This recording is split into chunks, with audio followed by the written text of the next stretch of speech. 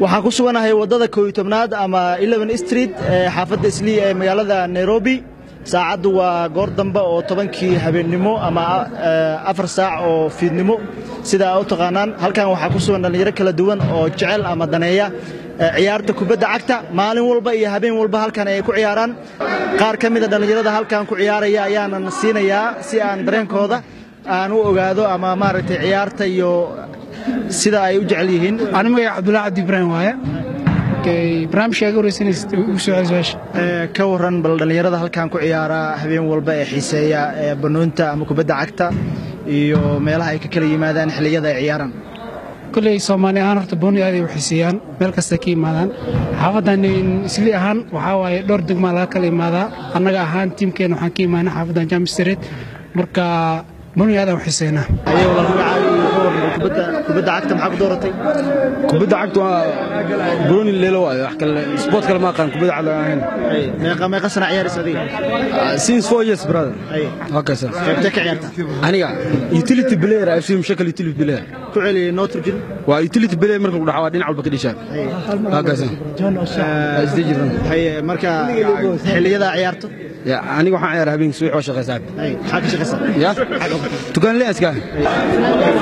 ayuu walaal magacaaga iyo bal ka waran sababta halkan u joogtaan caawa bismillaahir rahmaanir rahiim marta magacaygu waa Alfanaayo Bezani wallahi horta aniga maalintii dhan waa maraan jiifay maraan shaqeey waay marka habeenkii aan jaan soo helay inaan biroon ciyaaro aad aan ugu faraxsanahay biroon ku qanacsanahay Raisliin waxaan dhihi lahaa birooniga laga soo qayb galo horta dareenkooda hadda aniga iska bilaabay insha Allah ani waxa coach oo ciyaal under 16 ah wata marka wixii 16 ka yar dhalinyarada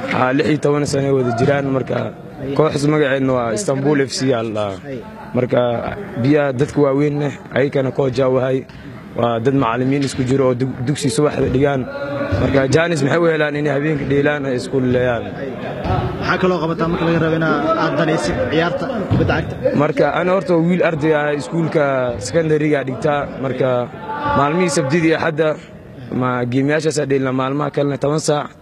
ilaa iyo maqribka la gaaray traininaas u binaa ku dhawaana ummadana oo hambalyeynaya ku xiran barnaamijka meeshaan dhalinyarada badan baa isugu yimaada ka kala yimaada daafaha Nairobi habo badnaadan Islii kubadda cagteena ku dheelaan macnaha waxyaabo badan oo xaalado badan ay ku jireen oo kaga soo laabteen marka waxaan marba level ama xaalad ay ku sugan tahay markii hore hadda farqi weyn u dhaxeeya dhalinyarada sports noqdeen